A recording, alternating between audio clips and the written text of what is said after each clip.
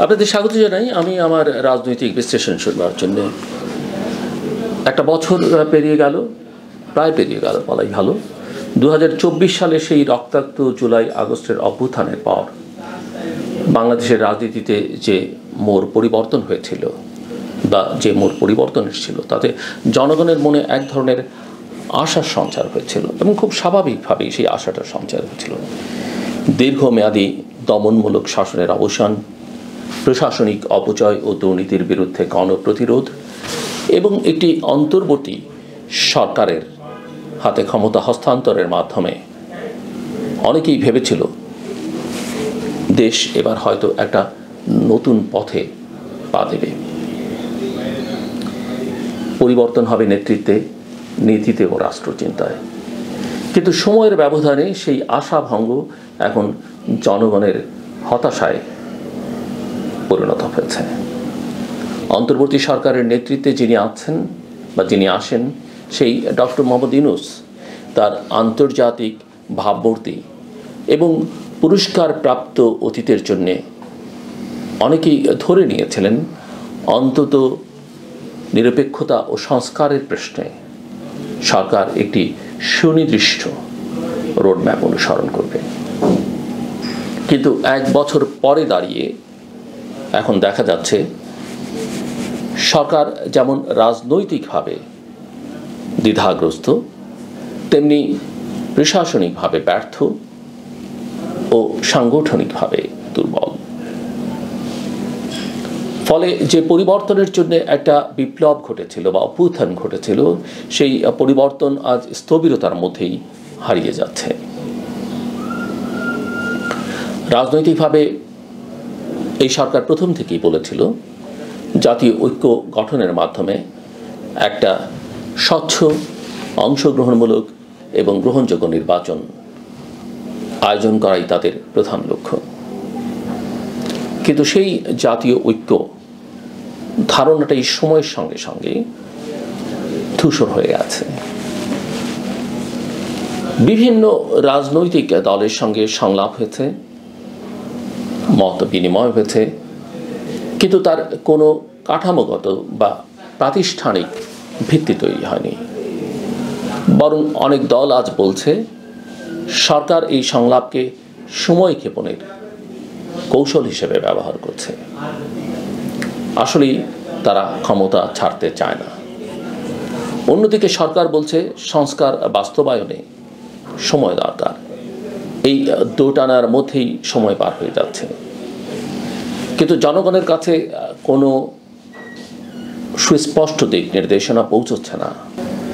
এই অনিশ্চয়তা আর সিদ্ধান্তহীনতার মধ্যে যেটি সবচেয়ে প্রকটভাবে সামনে এসছে তা হলো দেশের আইন শৃঙ্খলা পরিস্থিতির অবনতি, চরম অবনতি।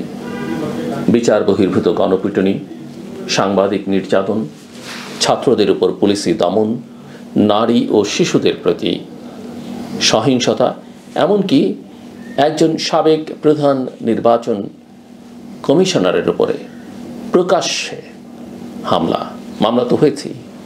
এই সব কিছুই স্পষ্টভাবে নির্দেশ করে যে প্রশাসন কার্যত ব্যর্থ। রাষ্ট্র যেন নিজেই নিজের দায়িত্ব থেকে পিছু হটেছে। অপরাধী ধরা পড়ে না, মামলার অগ্রগতি নেই, বরং বরাবরের মতো দায় চাপানো হয় কোট আন কোট অজানা শক্তির ওপর।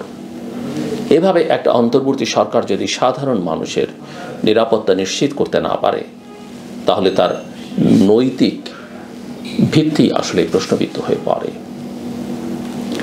এই পরিস্থিতিতে বিরোধী রাজনৈতিক শক্তিগুলোর কাছ থেকে একটি সুসংগঠিত ও যৌক্তিক অবস্থান প্রত্যাশিত ছিল। কিন্তু বাস্তবতা হলো আওয়ামী লীগের পতনের পর যেভাবে রাজনৈতিক শূন্যতা তৈরি হয়েছে তা পূরণে কেউই কার্যকর ভূমিকা রাখতে পারেনি। বাংলাদেশ জাতীয়তাবাদী দল বিএনপি দীর্ঘ সময় ধরে নেতৃত্বের সংকটে ভুগছে। তারেক রহমানের সংস্কারমুখী বার্তা এবং অভ্যন্তরীণ পুনর্গঠনের চেষ্টা যতটা উৎসাহজনক ছিল, বাস্তবে দলের মধ্যকার বিভাজন দৃশ্যমান নয়, অদৃশ্য, অবিশ্বাস এবং এলিট বনাম কর্মী বাহিনীর দ্বন্দ্ব ততটাই জটিলতা তৈরি করেছে। আর জাতীয় নাগরিক পার্টি, যারা বিকল্প শক্তি হিসেবে আত্মপ্রকাশ করেছিল, তারাও এখন নানা বিতর্কে নিমজ্জিত। ধর্মীয় উগ্রতার সঙ্গে ঘনিষ্ঠতা, নারী বিরোধী অবস্থান ও অভ্যন্তরীণ দ্বিধাদ্বন্দ্ব এসব তাদের রাজনৈতিক ভবিষ্যৎকে অনিশ্চিত করে তুলেছে। রাজনৈতিক এই অস্থিরতা ও নেতৃত্বহীনতার ফাঁকে আবার মাথা চারা দিয়ে উঠছে ধর্মভিত্তিক গোষ্ঠীগুলো। হেফাজত, জামায়াত ও বিভিন্ন সালাফি কওমি জোট আবার সক্রিয়ভাবে মাঠে নামছে। তারা একদিকে যেমন নিজেদের আন্দোলনের উত্তরাধিকারী হিসেবে তুলে ধরছে, অন্যদিকে সংস্কারের নামে দেওয়া বহু প্রস্তাবের বিরুদ্ধেও অবস্থান নিচ্ছে। এসব গোষ্ঠীর প্রতি সরকারের নীরবতা বা মাঝে মাঝে কৌশলগত নমনীয়তা ভবিষ্যতের জন্য নতুন বিপদ ডেকে আনতে পারে। কারণ একবার যদি মৌলবাদ রাজনৈতিক প্রক্রিয়ায় বৈধতা পেয়ে যায়, তাহলে ভবিষ্যতের কোনো সরকারই আর তাদের প্রতিহত করতে পারবে না। সরকার যেসব বিষয়ে সংস্কারের ঘোষণা দিয়েছিল, সংবিধান সংশোধন, অনুচ্ছেদ ৭০ বাতিল, তত্ত্বাবধায়ক রূপরেখা, রাজনৈতিক দলের নিবন্ধন প্রক্রিয়া সহজীকরণ, ছাত্র রাজনীতির নীতিমালা, সংসদীয় কমিটির জবাবদিহিতা, নারীদের জন্য আসন সংরক্ষণ এবং স্থানীয় সরকারের ক্ষমতায়ন, তার কোনোটি এখনও বাস্তবায়নের পথে অগ্রসর হয়নি। জাতীয় সংস্কার কমিশন একটি আড়ম্বরপূর্ণ ঘোষণার মধ্যেই সীমাবদ্ধ থেকেছে। জনগণ দেখতে পাচ্ছে না কোনো কার্যকর ফলাফল, বরং প্রতিটা ইস্যুতে দ্বিধা, বিলম্ব ও অগ্রাধিকারের অভাব স্পষ্ট হয়ে উঠছে। সময় গড়াচ্ছে, কিন্তু সরকার যেন নিজেই জানে না তার পথ কোন দিকে। এই ধরনের রাজনৈতিক অস্থিরতা ও প্রশাসনিক ব্যর্থতা আন্তর্জাতিকভাবে বাংলাদেশের অবস্থানকেও দুর্বল করে তুলছে। যুক্তরাষ্ট্র, ইউরোপীয় ইউনিয়ন, চীন, ভারত প্রত্যেকেই আলাদা দৃষ্টিকোণ থেকে পরিস্থিতি পর্যবেক্ষণ করছে।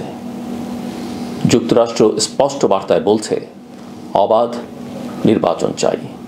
ভারত প্রকাশ্যে মুখ না খুললেও অভ্যন্তরীণ স্তরে উদ্বিগ্ন। চীন সুযোগ নিচ্ছে কৌশলগত সম্পর্ক দৃঢ় করতে, আর আরব বিশ্ব ধর্মীয় ঐক্যের দোহাই দিয়ে নিজের প্রভাব খাটাতে চাচ্ছে।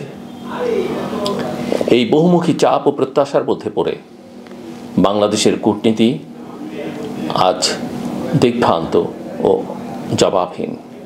সবচেয়ে করুণ যে বিষয়টি, তা হলো জনগণের অবস্থান। তারাই ছিল সেই পরিবর্তনের শক্তি, যারা রাজপথে নেমে এসেছিল, রক্ত দিয়েছিল, চিৎকার করেছিল একটি গণতান্ত্রিক রাষ্ট্রের জন্যে। আজ তারাই সবচেয়ে বেশি হতাশ। তারা দেখছে ক্ষমতার রং বদলেছে, কিন্তু ক্ষমতার ব্যবহার বদলায়নি। আইনের শাসনের জায়গায় আজও পুলিশি জুলুম, অংশগ্রহণমূলক রাজনীতির জায়গায় আজও স্বজনপ্রীতি আর সিদ্ধান্তহীনতা, এবং রাষ্ট্রীয় প্রতিশ্রুতির জায়গায় আজও অজুহাত আর বিলম্ব। এই হতাশা থেকে যদি মানুষ বিশ্বাস হারিয়ে ফেলে, যদি তারা মনে করে এই পরিবর্তনের কোনো মূল্য নেই, তাহলে ভবিষ্যতের জন্য তার চেয়ে ভয়ানক বার্তা আর কিছুই হতে পারে না। অন্তর্বর্তী সরকার যদি সত্যিই জনগণের ম্যান্ডেট রক্ষা করতে চায়, তবে এখনই প্রয়োজন একটি স্পষ্ট রোডম্যাপ, একটি নির্দিষ্ট সময়সীমা, একটি বিশ্বাসযোগ্য নির্বাচন প্রক্রিয়া এবং বাস্তবসম্মত সংস্কার বাস্তবায়নের পদক্ষেপ। না হলে এই সরকারও ইতিহাসে আরেকটি হারানো সম্ভাবনা হিসেবেই চিহ্নিত হয়ে থাকবে। আর বাংলাদেশের জনগণ আবারও বলবে, আশা করেছিলাম, পেলাম না।